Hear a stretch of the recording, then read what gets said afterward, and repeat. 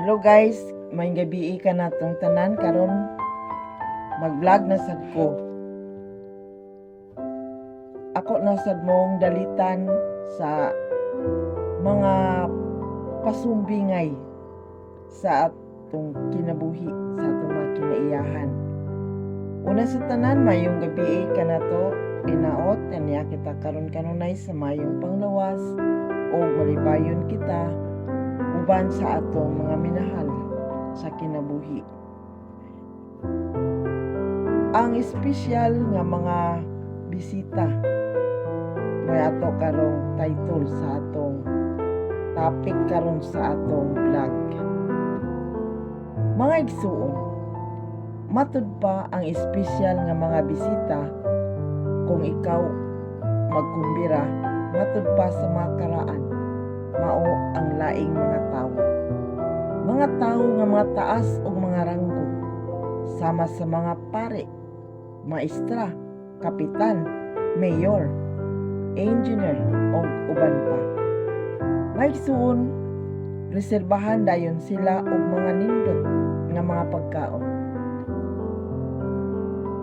Pakitaan sa mga maanindot nga mga plato ug mga baso.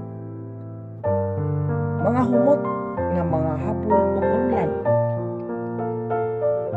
O ipagawas ang mga nindot nga mga kortina. Mao kini kasagaran ang mahitabo. Ang pangutana, unsa may buot ipasabot niini sa kinabuhi sa tao ug sa kinabuhi sa balaang Espiritu Santo.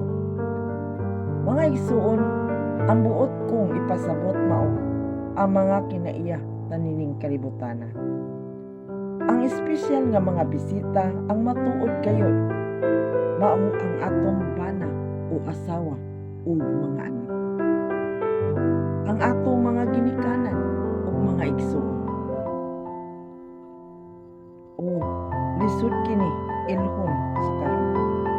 Apan kini sila mao ang larawan sa Dios nga nagpakatao alang sa atong matag usa-usa. Ang igsuon, asa ang Dios? Tuwa sa langit. Apan asa ang Dios ani asa yuta. Mao kita ang iyang simbolo. Panahon sa atong mga problema o kalisod sa kalibutan, ang atong mga sigkatawo nga ania sa atong palibot karon sila mao ang makatabang kanato. Busa niining bahina, ako nagpahinumdom kaninyo, ampingi ang matag usag-usa. Kaninyo kay kamo lumalabay lamang. Ang atong matag usag-usa nga related sa atong kinabuhi o kaugalingon. Sila mao ang atong special na mga bisita o wala may lain pa. Mga igsuon, kinahanglan sila inyong ampingan kay wala may lain pa.